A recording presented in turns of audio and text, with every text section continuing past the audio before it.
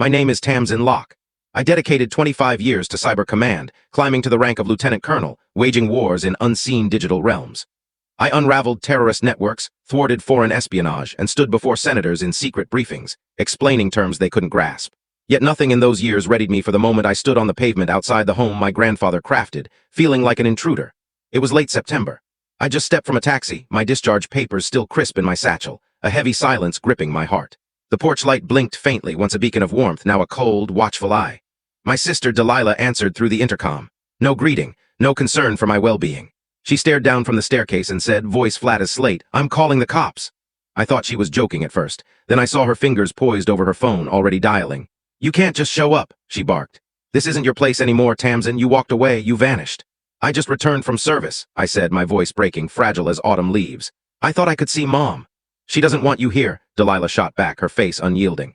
"Neither does Dad." Then came words that struck deeper than any explosion I'd faced.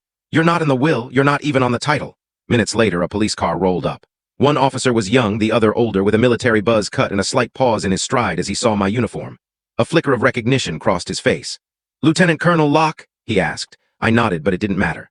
"This property is registered to Delilah Thatcher and Richard Locke," the younger officer stated. "There's no record of your legal access." I stepped back as the gate locked shut. In that instant, I understood a war colder than any I'd fought had begun. This time, my enemies were my own kin, and I would not yield. I didn't drive off that night. I parked 2 streets away, sitting in darkness, my coat zipped tight, streetlights casting faint rings on the asphalt. My grandfather's house stood at the lane's end, its windows glowing a soft gold as if untouched by time. But everything had changed. The front yard, once alive with Grandma's roses, now bore a single sign, slanted in the dirt. "For sale, private listing." I stared until the words blurred. I hadn't wept in years, not during deployments, not when we lost comrades in Bahrain, not even when I returned to a barren apartment and a pension that felt more like a gravestone than gratitude. But that night something broke. The home meant to ground me, where I'd scaled oaks, learned Morse code with Grandpa, and slept beneath a constellation of stick-on stars, was being erased from my life. And those inside didn't seem to care. I stayed in the car until dawn. My uniform, still crisp from the discharge ceremony, pressed creases into my skin like accusations. I watched lights flicker on in the house as morning broke. A figure moved in the parlor. I recognized the posture before the face. My father, still lean, still rigid, as if he commanded empires in his dreams. He never glanced toward the road. I checked my phone, hoping for something. A note from Mom, a trace of recognition.